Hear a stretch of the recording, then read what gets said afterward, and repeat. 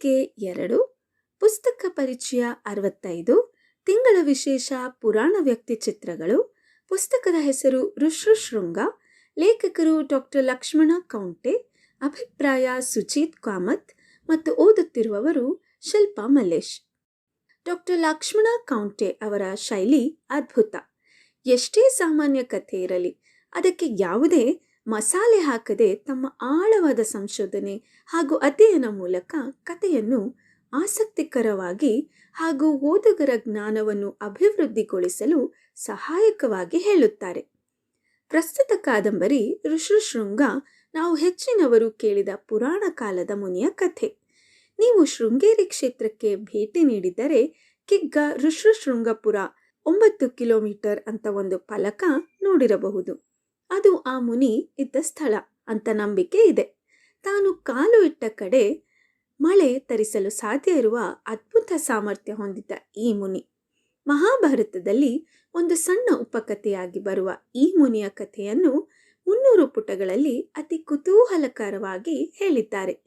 ಋಷ್ಯಶೃಂಗ ಮಹರ್ಷಿ ಕಶ್ಯಪನ ಮೊಮ್ಮಗ, ಋಷಿ ವಿಭಾಂಡಕನ ಮಗ. ತನ್ನ ಪತ್ನಿ ತನ್ನನ್ನು ತೊರೆದು ಹೋದಳೆಂಬ ಸಿಟ್ಟಿನಲ್ಲಿ ವಿಭಾಂಡಕ ಮಾನವದ್ವೇಷಿಯಾಗಿ ತನ್ನ ಮಗನನ್ನು ಮನುಷ್ಯರು ಕಾಲು ಇಡದ ಕೌಶಿಕಿ ನದಿ ತೀರದ ಗೊಂಡಾರಣ್ಯವೊಂದರಲ್ಲಿ ಬೆಳೆಸುತ್ತಾನೆ. ಮಗನಿಗೆ ಎಲ್ಲ ಮಂತ್ರ ತಂತ್ರ ಕಲಿಸುತ್ತಾನೆ. ಹೆಣ್ಣಿನ ಸಂಪರ್ಕ ಆತನಿಗೆ ಇಲ್ಲ. ಆತನ ಧ್ಯಾನ ಎಲ್ಲ ಜಪ ತಪಗಳ ಮೇಲೆ ಹರಿಯುವ ಹಾಗೆ ಮಾಡುತ್ತಾನೆ. ತಂದೆಗೆ ವಿಧೇಯನಾಗಿ ಬೆಳೆದ ಋಷ್ಯಶೃಂಗ ಕಠಿಣ ಸಾಧನೆ ಮೂಲಕ ಮಳೆ ದೇವರನ್ನು ಒಲಿಸಿಕೊಳ್ಳುತ್ತಾನೆ. ಇವರು ಇರುವ ಕಾಡಿಗೆ ಸಾಮಾನ್ಯ ಮನುಷ್ಯರು ಕಾಲು ಇಡಲು ಹೆದರುತ್ತಾರೆ. ಋಷ್ಯಶೃಂಗನ ಕಾರಣ ಆ ಸುತ್ತಮುತ್ತಲಿನ ಪ್ರಾಂತ್ಯಗಳಲ್ಲಿ ಚೆನ್ನಾಗಿ ಮಳೆಯಾಗುತ್ತದೆ. ಅಂಗರಾಜ್ಯದ ದೊರೆ ರೋಮಪಾದ ಅಯೋಧ್ಯೆ ದೊರೆ ದಶರಥನ ಷಟಕ. ಆತನ ರಾಣಿ ವರ್ಷಿಣಿ ಕೌಸಲ್ಯ ತಂಗಿ. ಯೌವನದಲ್ಲಿ ತುಂಬ ಸ್ವೇಚ್ಛೆಯಿಂದ ವರ್ತಿಸಿದ ಕಾರಣ ಪುರುಷತ್ವ ಕಳೆದುಕೊಂಡಿರುತ್ತಾನೆ. ಮಕ್ಕಳಾಗದೆ ಕೌಸಲ್ಯಗೆ ಹುಟ್ಟಿದ ಹೆಣ್ಣು ಮಗಳು ಶಾಂತೆಯನ್ನು ತನ್ನ ಮಗಳಂತೆ ಬೆಳೆಸುತ್ತಾನೆ. ಆತ ದಶರಥನಿಗೂ ಕೂಡ ಬೇರೆ ಸಂತಾನ ಇರುವುದಿಲ್ಲ. ಆಗಿನ ಕಾಲದ ರೀತಿಯಂತೆ ಯೌವನದಲ್ಲಿ ಇದ್ದಾಗ ರೋಮಪಾದ ಅನೇಕ ಸ್ತ್ರೀಯರ ಸಂಗ ಮಾಡಿರುತ್ತಾನೆ.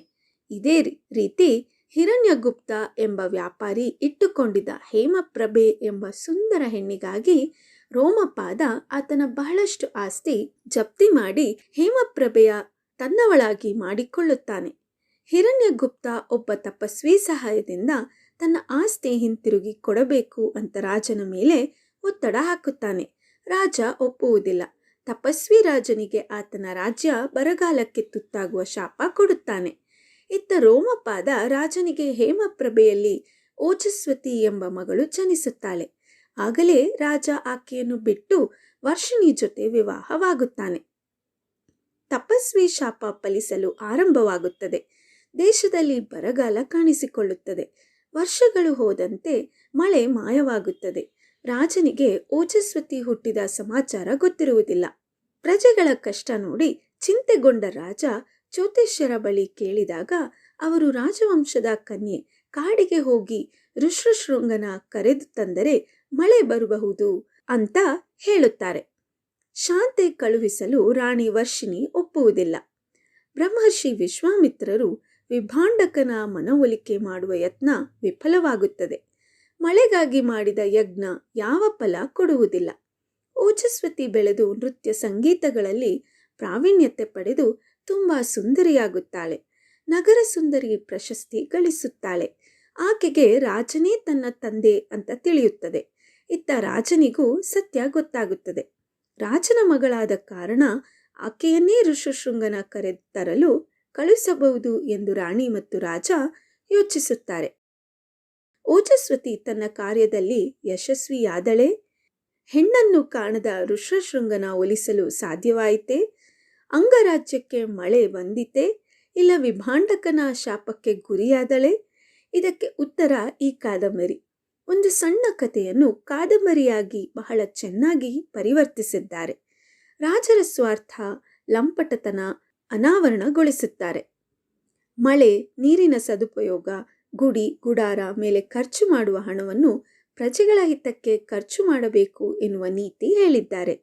ಸುಭಾಷಿತ ಹಾಗೂ ಸ್ತೋತ್ರಗಳ ಉಪಯೋಗ ಚೆನ್ನಾಗಿ ಮೂಡಿಬಂದಿದೆ. ನೀವು ಓದಿ ಆನಂದಿಸಿ. ಧನ್ಯವಾದಗಳು.